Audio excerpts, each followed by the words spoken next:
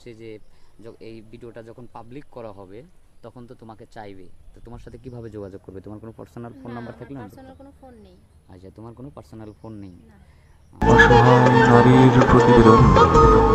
সুপ্রিয় দর্শক, আবারও ফিরে আসলাম আপনাদের প্রিয় অনুষ্ঠান জীবনের গল্প নিয়ে। আমাদের ক্যামেরার সামনে হাজির করেছি নাম কি তোমার আপু? মিথিলা। মিথিলাকে।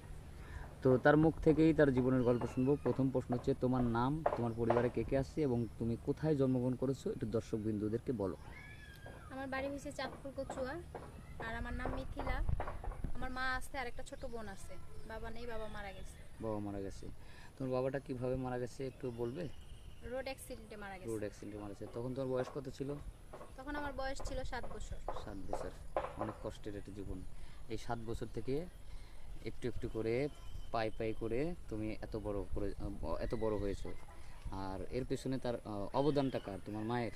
জি, আমার মা। তোমার মায়ের। তোমার মা কি করে? আমার মা মানুষের বাসায় কাজ করে। মানুষের বাসায় কাজ করে তোমাকে কষ্ট করে মানুষ করছে, এবং তোমার যে ভাইটাও, এখন তোমার ভাই কি পড়াশোনা করে? ভাই না, আমার একটা ছোট বোন। ছোট বোন পড়াশোনা করে? হ্যাঁ। তুমি এখন কি কিছু করো? না, কিছুই করো না। আগে কিছু করতে? আমি এক জায়গায় সেলাই কাজ শিখতেছি। সেলাই কাজ শিখতেছো? আচ্ছা, এখন আমাদের ক্যামেরার সামনে আসার মূল কারণটা একটু বলবে দর্শকবৃন্দদের কাছে? মূল কারণ হয়েছে টাকার জন্য আমার মা ভালো এক ফ্যামিলিতে আছে, বিয়ে দিতে পারছে না। আচ্ছা, তো আপনাদের এখান থেকে অনেক মেয়েদেরই ভালো জীবন হয়, এই জন্য আসছি। এই জন্য আমাদের ক্যামেরার সামনে আসা, যে একটা জীবন সঙ্গী পাওয়ার জন্য। হ্যাঁ। মানে ভালো একটা ছেলে হলে বিয়ে শাদী করতে। তো কেমন ছেলে চাচ্ছ যে তোমার সাথে যাতে পারফেক্ট মানায়? মানে কত বয়সের, কেমন? এখন আল্লাহ পাক যেটা রাখছে আমার কপালে, আমার ভাগ্যে। হুম, ওটা তো আল্লাহ পাক তো রাখছেই। তারপরেও তো একটা মানুষের স্বপ্ন থাকে, আশা থাকে।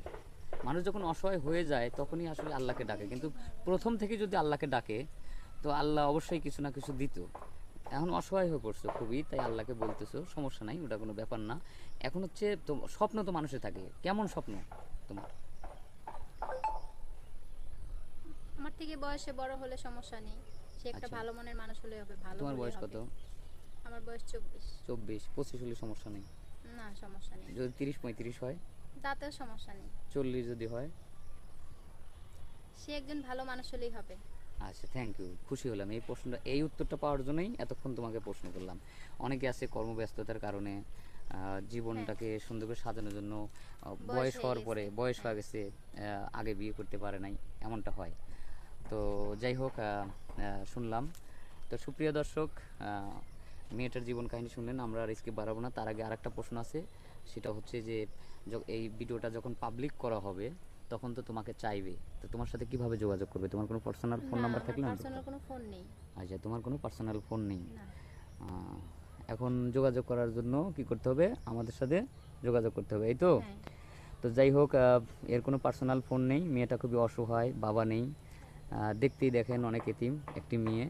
তো আপনারা যদি কেউ যোগাযোগ করতে চান তাহলে আমাদের স্ক্রিনে আমাদের নম্বরটা দেওয়া থাকবে, হোয়াটসঅ্যাপ, আর এর মধ্যে কেউ অযথা ভিডিও কল দিবেন না। আর সেই সাথে আপনারা সুস্থ থাকবেন, ভালো থাকবেন, আল্লাহ হাফেজ।